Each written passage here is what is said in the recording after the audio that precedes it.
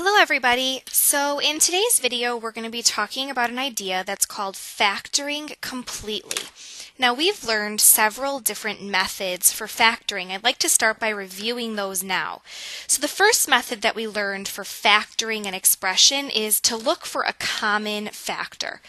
Now, when we look at a problem like negative 3x squared plus 6x and we say, what do these things have in common? What we're really asking is, what can we take out? What can we divide by?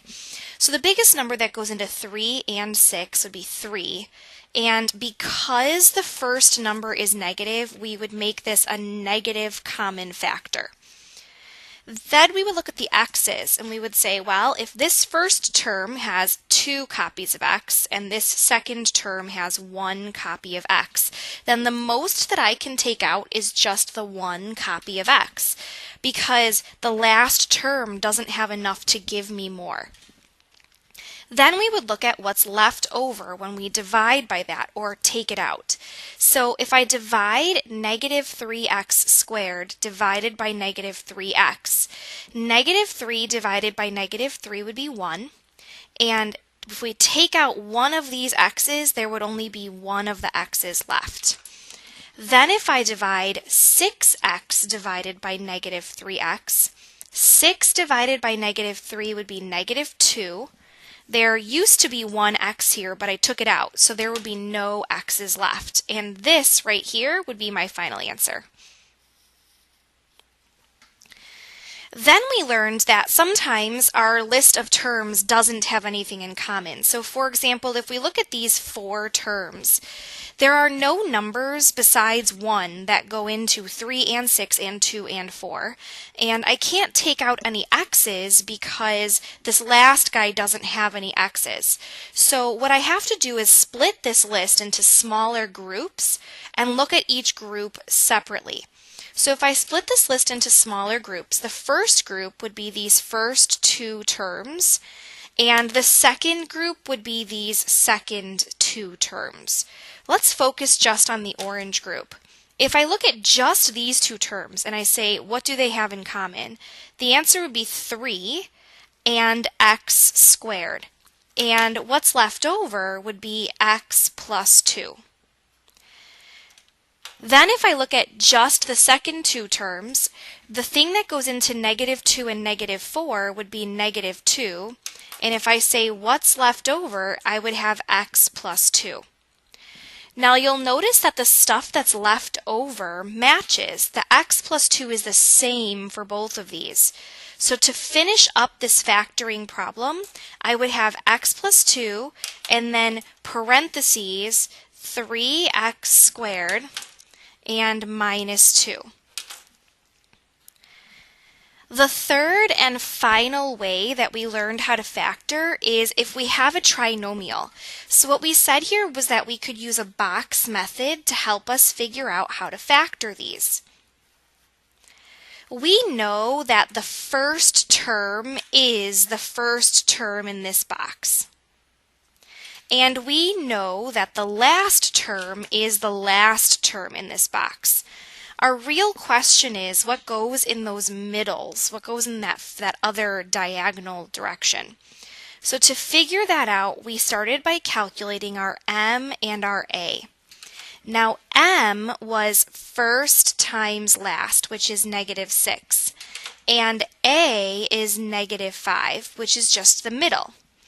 Then we made a list of our options. So numbers that multiply to give us 6 would be 1 and 6 or 2 and 3. I would be allowed to make one of these numbers negative in order to combine them and make negative 5, because that way I would still multiply to be a negative number. So because I want to make negative 5 and I can only make one of these numbers negative, I would choose the 1 and the 6 and make the 6 negative. Now 1 times negative 6 would be negative 6. 1 plus negative 6 would be negative 5. That means that the 2 numbers I want to use are 1 and negative 6. So I would fill those in as 1x and negative 6x in my table.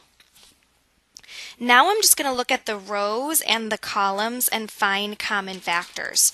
So in this first column, the common factor would be 2x. In the second column, the common factor would be positive 1. In the first row, the common factor would just be x. And in the second row, the common factor would be negative 3, which means my final answer would be 2x plus 1, parentheses x minus 3.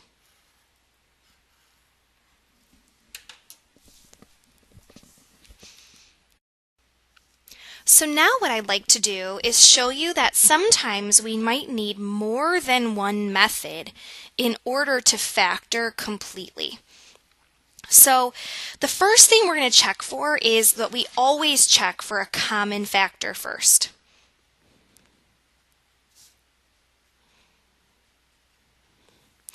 If the first term is negative, then you may need to factor out a negative in order to change it to a positive. Then what we're going to do is look at the terms that are left. We're going to use grouping if there are 4 terms remaining in the expression. We're going to use factoring trinomials if there are 2 or 3 terms left in the expression. So I'd like to now show you an example where we need a combination of all of these methods in order to finish factoring completely. The first problem here, I'm noticing I have negative 2x squared plus 5x plus 3. So the first thing I'm going to look for is a common factor. Now, there are no numbers that go into 2 and 5 and 3, but the first number here is a negative. So the first thing I'm going to do is divide everything here by negative 1. Now, when I divide by negative 1, I get 2x squared minus 5x minus 3 as the remaining terms in this problem. Then I'm going to look at how many terms are left. Since there are 3 terms left, I'm going to use my factoring trinomials method to continue factoring. Now, when I have a trinomial or a binomial, if there are 2 terms, I'm going to make a big chart and I'm going to fill in what I know. I know that the first term goes here and the second term goes here. I can now make a chart that shows my m and my a so that I can fill in those other numbers. The first number here would be 2 times negative 3, so I get negative 6. And the middle term here is negative 5. Now, if I make a list of my factor pairs, I would have 1 and 6 or 2 and 3. And since only one of these numbers is allowed to be negative, I would choose the 1 and the 6 and make the 6 negative. Then I would fill in those as 1x and negative 6x in my chart. Finally, I would look for what the rows and columns have in common. This column, I can take out a 2x, and in this column, I can take out a positive 1. In this row, I can take out an x, and in this row, I can take out a negative 3. So, my final answer would be negative 1, which I took out at the beginning, times my new factors, which are 2x plus 1 and x minus 3. And I'm done. Now let's take a look at another example. So this one, by the way, if we want to list what methods we used a common factor, and then we used the trinomials method. Now let's take a look at the next problem.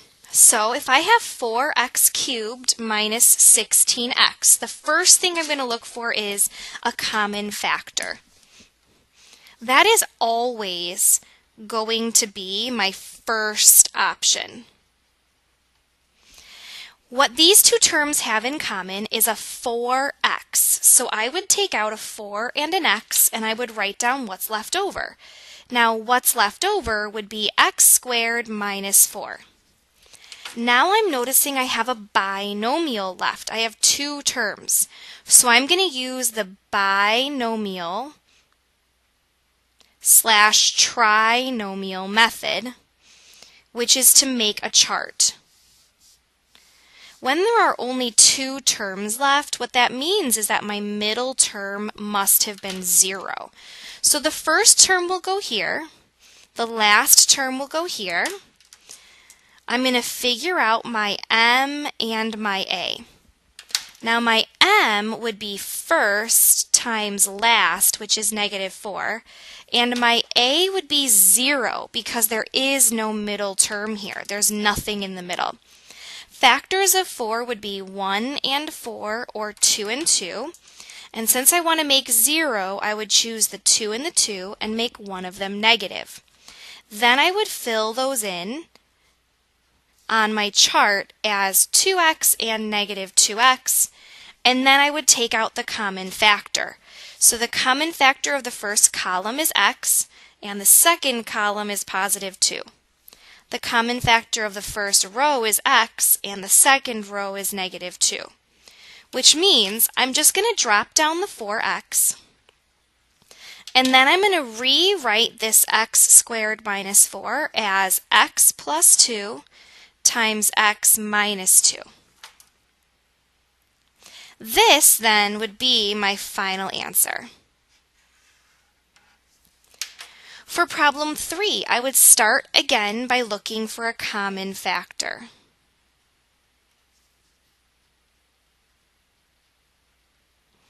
So the common factor here would be 2x, and what's left over would be x squared minus 2x minus 3. Now I'm noticing that what's left inside of this parentheses has 3 terms, so I would use my trinomial factoring method. So I would draw my boxes. In the first box, I know I'm going to have x squared, and in the last box, I'm going to have -3. If I make my m a big crisscross, I'm going to have 1 times -3 as my m, and -2 as my a in the middle. Now factors of -3 would be 1 and 3, and the only way, those are the only factors, and the only way to make a -2 is to make the 3 negative. So I would put a 1 here and a -3 here.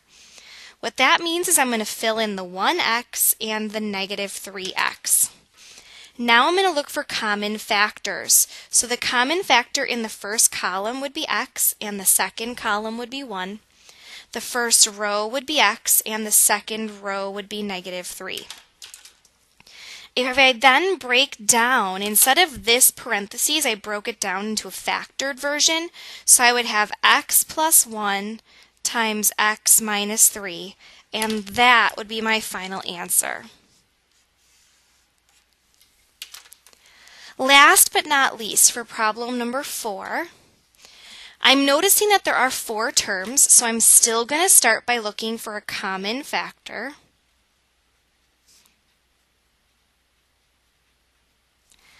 I can this time divide all of these terms by 2, and what's left over would be 3x cubed plus 6x squared minus 2x minus 8. Minus 4. Now I'm noticing that there are 4 terms left, so I'm going to use the grouping method to factor those 4 terms. Now when we factor by grouping, we put the terms into groups. So I'm going to look at the first group, and I'm going to look at the second group separately. If I look at the first group, what they have in common is a 3x squared, and what's left would be x plus 2. If I look at the second group, what they have in common is a -2, and what's left is x minus 2. So since the x plus 2's match, this should have been a plus 2, I apologize. Since the x plus 2's match, I'm going to take that out, and then what's left over would be the 3x squared minus 2. And then I would just drop down the 2 at the beginning, because that's what I took out from the beginning. And that would be my final answer. All right, thank you so much for watching. A little bit of information about factoring completely. We will definitely be practicing this in class, so I look forward to seeing you for some practice problems, and have a great afternoon.